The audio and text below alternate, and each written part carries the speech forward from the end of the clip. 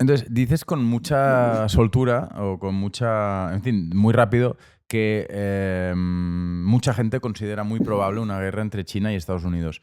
Eh, ¿A qué te refieres? ¿Te refieres a una guerra de proxy como la que puede haber en Ucrania o la que puede darse en Taiwán o a una auténtica guerra de verdad, en serio, en plan a lo loco entre China y Estados Unidos, que entonces sería inevitablemente algo así como la Tercera Guerra Mundial? Pues probablemente fuese una guerra, comenzaría vía próxima, Taiwán, Filipinas, o probablemente son los escenarios más probables, pero a veces las contingencias terminan ocurriendo en lugares inesperados, ¿no? Y Mm. es probable que termine escalando. Es decir, por lo menos los Estados Unidos se preparan para una guerra inevitable que va a terminar escalando a un choque directo. Choque directo entre ambas potencias, ¿no? Esto también se debe a la mentalidad estratégica estadounidense, que creen que la estrategia nuclear es... sí, hay varias escuelas de estrategia nuclear, ¿no? Y la que predomina en, digamos, en los centros de decisión estadounidenses, porque en la academia y en otros lugares predominan otras escuelas, pero la que predomina en los centros de decisión creen que la guerra es una guerra nuclear sería gestionable, una gran guerra entre grandes potencias sería, eso se podría moderar, ¿no? Se puede controlar. Y es decir, en el caso de que estallase una guerra nuclear, quiero decir, que sería algo controlable. Por tanto, sus planes de guerra son para comienza una contingencia en Filipinas o en Taiwán o por unas islas japonesas, ¿no? Las famosas islas que están al final del archipiélago de Ryukyu, ¿no? Y tienen al norte de Taiwán unas islas en disputa y pues podría ser una guerra, pues por eso, por unas pequeñas islas japonesas que una cosa lleva a la otra y Estados Unidos se pone del lado de Japón, ¿no? Para defender de ese intento, porque son islas que perdieron contra Japón en 1895. Fue una guerra muy importante en Asia en su momento, ¿no? Y eso lo conserva como un vestigio. Pues bueno, sea por una cuestión, decir, por un territorio u otro, el hecho es que Estados Unidos se prepara para esa guerra porque cree que, que una vez haya un choque directo entre China y Estados Unidos, el riesgo de guerra nuclear es aceptable. Y en el caso que haya algún tipo de detonación nuclear, va a ser limitado, no va a ser una guerra nuclear general. De hecho, muchos juegos de guerra que se hacen en Estados Unidos terminan con un uso nuclear limitado por parte de China. La guerra comienza a ganar la China cerca de sus costas, pero más allá Estados Unidos se termina imponiendo y China termina recurriendo a atacar Hawái, ¿no? Pearl Harbor o una base en San Diego. Y ellos creen Entonces, que Guillermo, sí, es que aquí creo que hay dos. O sea, tenemos que avanzar en paralelo en dos cuestiones. Una es el tema de la guerra nuclear. Y la teoría y la práctica que pueda haber y la estrategia que pueda haber en torno a este concepto de guerra nuclear. Y luego está el tema de la guerra, ¿no? Del escenario de guerra entre Estados Unidos y China. Claro, me resulta muy complicado hablar de guerra entre Estados Unidos y China sin hablar antes del tema nuclear, porque yo, como persona que no tiene ni idea de todo esto, lo que me imagino enseguida es que si dos superpotencias como, en fin, con tantísimas ojivas nucleares, por otra parte, Rusia no ha utilizado ninguna y también tiene 6.000, creo. Pero me imagino que una guerra en un conflicto entre China y Estados Unidos, pues bueno, no sé, saltan, se tiran 4 bombas a Filadelfia, Chicago, Beijing y no sé dónde, y ya está, y se ha acabado. Esto que viene de las películas, ¿hasta qué punto es posible o no? O, en fin, háblanos del tema de la guerra nuclear y luego así podemos hablar de China y de Estados Unidos con conocimiento de causa al respecto del tema nuclear. ¿Te sí, una parece? guerra general nuclear es posible, pero poco probable. Es decir, aunque sobre esto hay mucha discusión, porque desde Hiroshima y Nagasaki no ha habido uso nuclear Mm. en guerra, ¿no? Y además era una de las dos potencias, no era nuclear y por tanto no cuenta, ¿no? Como ejemplo. Pero según varios modelos, que te digo, estos son modelos y se pueden equivocar, ¿no?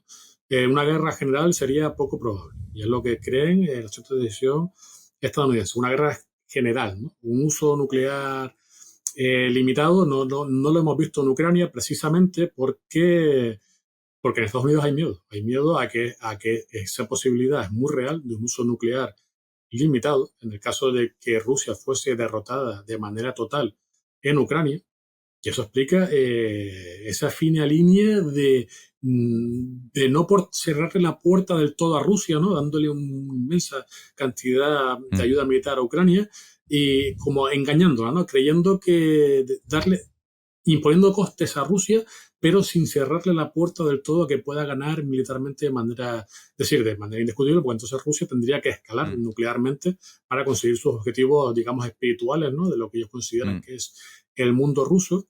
Y por eso no hemos visto todavía, y no creo que vayamos a ver un uso nuclear, porque hay bastante precaución por parte de los decisores americanos, también de los decisores chinos, eso es buena parte de que China no, es decir, que China no se haya inmiscuido. Y de los rusos. Y de los rusos, pero... Y de los rusos. Exacto, es decir,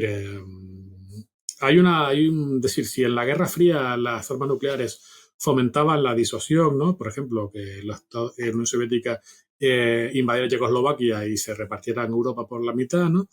En el nuevo entorno estratégico, que no solamente las armas nucleares, sino todos los demás aspectos económicos y militares, las armas nucleares sirven para...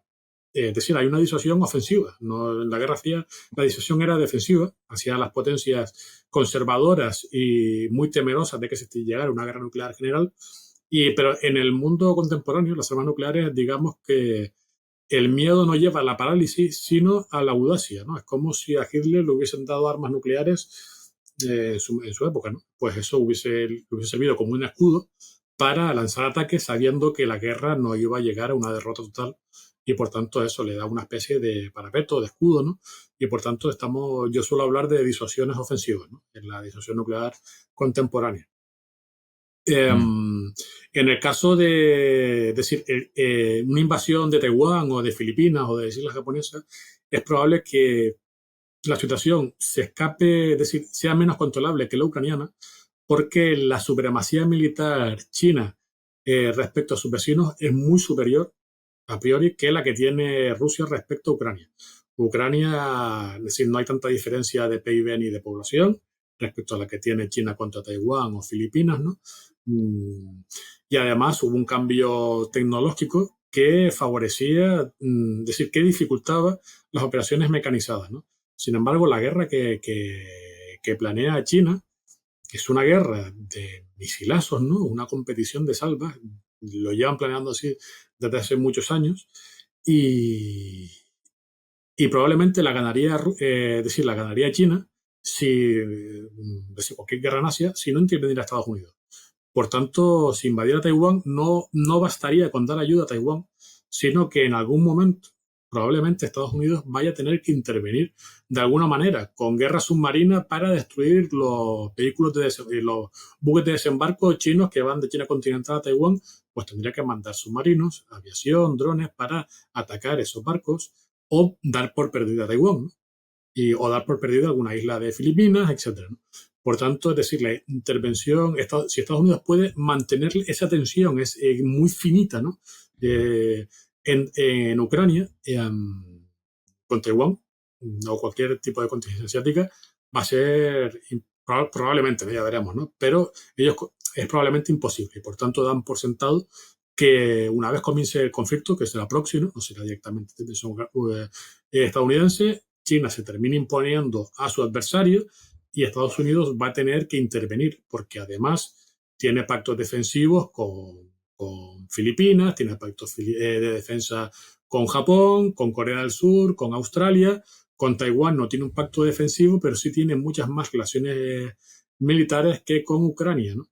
Y por tanto, perder Taiwán o perder Filipinas o perder algunas islas de Japón, es como si Rusia atacara pues Lituania, que es un país chiquitito. No sería, es decir, estratégicamente perderlo, no sería algo catastrófico, pero sí sería un ataque al sistema de alianzas estadounidenses en Europa, en el caso de atacar Lituania. Si ataca Taiwán o ataca algún otro país que forma parte del sistema de alianzas estadounidense, que no es solamente una gran alianza en Asia, la forma de los pactos de defensa que tiene Estados Unidos es el Hub and Spoke, ¿no? Que hay una especie del Gran Hub, que es Estados Unidos, y los nodos, ¿no? Que son Japón, Corea del Sur, etcétera. Y de ahí ahora los intentos que está haciendo Estados Unidos de unir a sus aliados asiáticos en hacer maniobras conjuntas y es decir, hacerlo algo más, es decir, una alianza más sólida, ¿no? Que tenga más relación entre ellos. Y por tanto, atacar a algunos de estos países sí pondría en jaque. Primero sería probablemente una victoria de China y además sería una derrota de un aliado de Estados Unidos que Estados Unidos no defendió. Por tanto, podría haber un efecto dominó político, como si atacan ahora a Polonia, atacan Lituania y los rusos y Estados Unidos no interviene. Es decir, no hace nada. sería una catástrofe Bueno, político-estratégica. sería una transformación completa del paradigma, vamos, de la política exterior estadounidense, ¿no?